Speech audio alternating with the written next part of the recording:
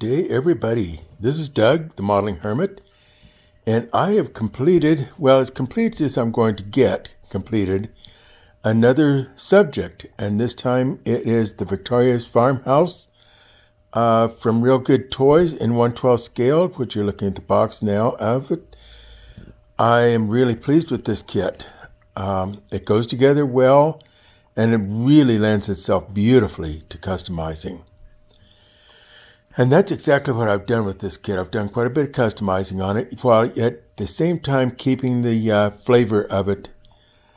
And as you can see, one of the things that I've done on it is to change around the roofing and the gables. On the gables, instead of the decorations that they show on it, if I can get this to home in, instead of doing that, I actually used the roofing from the kit on the gable ends to accent them, and then I went with regular shingles for the roof. So I did make that change. Another change that I made, let's come down here. Well, actually, one that's spotting us brilliantly is that I did not put the shutters on. To me, it's I just really don't like the shutters on these kits. And also, since I'm doing this as this house would have been built in probably 1870s, 1880s, and I'm doing it as just past World War II, I'm thinking of probably somebody like a sergeant that's retired from the Army, and he and his family are now working on just not really restoring, but doing some upgrades actually on the house. So one of those upgrades would have been the front porch. And on that, as you can see on the top section, I still have the railing type porch above, but on the lower section, I went to panels on that, and I opened it up. It's supposed to have posts through the middle section there, and I've opened that up to give more of an airy appearance to that. As we're looking at the front door, if I can get this thing to home in on the front door, there we go. As we're looking at that front door, you can see that there was supposed to be steps going up to that. And I still had those steps, but in a different place. I've moved the steps to the corner. And now we're going to swing this around just a little bit here. And now you can see this is how the entrance is now to it. Now, in keeping with the tradition of the upstairs, that's all pretty much the same as it was. I did have to do some rearranging to get the effect that I wanted. But we do still have a post going down the middle. I'm kind of wishing now maybe I'd done those posts at the first post for there, but at the same token, I wanted I wanted something different that look, so I went ahead and left the post in the middle. So anyway, so there's now the steps coming up to it, and I did a brick foundation and did that brick on the steps too with what is a cement base on or landing on the steps. So anyway, so this is how this looks now coming into there.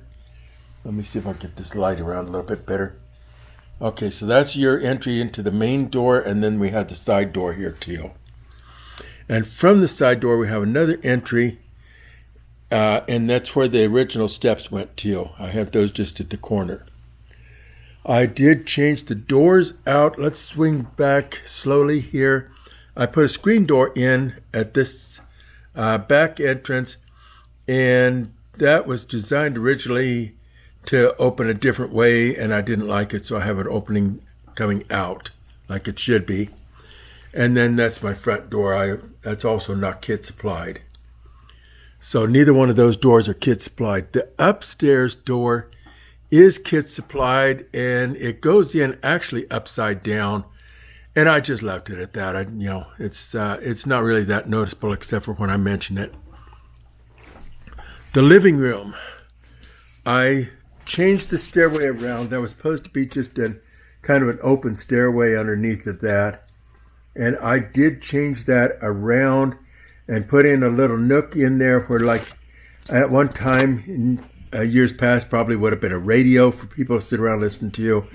Now it could be like a small television sitting in there. Remembering this is still right after World War II, so either could be possible. And that's the inside of the door, going this way now, and the inside of the other door, the screen door. There we go. I knew it was someplace. There we go. Upstairs, it could be anything, but I've designed it as a sewing room. And with an entry coming up into that sewing room there, I decided that had to be something that would be a common room, or at least an open room. You don't want that to be a bedroom where people are going to have drapes with to go into the other areas. So I've got an enclosed stairway in there again, like I did below, and that gives me a wall to work from there. And I put up some little sewing things and such to make kind of a accent there, just for the fun of it. Then I built 2 more rooms here. Let's drop down to this kitchen and dining room a minute, because that has to explain what happened up above. Okay, so in the kitchen dining room, geez, can I get this light any lower? That might help. Okay, in the kitchen dining room, we have a beam that I put across there. There's supposed to be, from the kit, 2 panels that go on either side that kind of work as room dividers.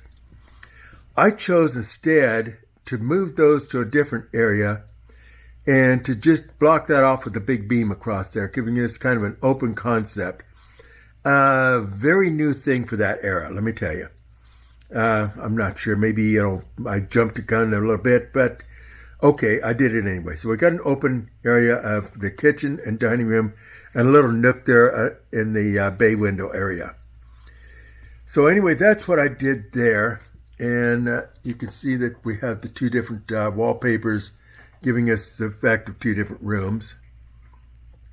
And then I have swinging doors that come into the dining room here from the living room. It's kind of like saloon doors. So that's what I've done down there. Now I had to mention that because the panels that came from that, along with the 2 panels that were supposed to be dividers for this area, were actually used in the main master bedroom, closet, and then a back wall for the bathroom here. So I did get 2 more walls from Real Good Toys, and they're the same wall actually, but I did those with one going across and one entering in to make a hallway here, and then a wall for the master bedroom. So that allowed me now that I have this hallway, as you can see, and then that gives me a door that enters into the bathroom and a door that enters into the master bedroom. The bathroom, let me back up a little bit, has got a little nook area for the stool, and then probably right beside that closet there would be a shower, or a bathtub actually, probably an old clawfoot bathtub. And then right where this piece of furniture is, there'd probably be a sink there. It would be my guess. That's what I kind of designed it as. And then if we swing around, let's go ahead and swing around. We'll come back up to the attic later. So now we have this opening area here. And in this you can, you can just barely, man, where's my light? Where is my light? Okay, somewhat. It's kind of dark in there. But anyway, I have a sliding door that, allows access to the closet. And then that's your main door coming in. Can this thing swing around enough that you can see anything at all in there? Anyway, so that's the master bedroom. And then dropping below, naturally, that's the back kitchen dining area there. So then, that's what happened there. We're going to swing back around now, and we're going to rise up to the unfinished attic. On this one, I have left everything undone. I did put in flooring. Hello, flooring. See, flooring. I did put in flooring in it.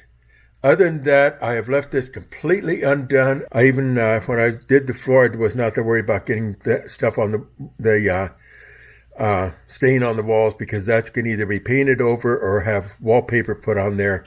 So that's why that's kind of really undone there. So I did not even put in a safety railing or anything like that at the top of the stairs. Here you can see what I've done with the dormer, I keep wanting to call those dormers, the gables. That's what I did with the gables. Let me back up again. I had to stand up there. So anyway, there's the gable on the side, along with the roof. And this is that little side entry that allows you access into the two back areas of the kitchen and dining room and the master bedroom.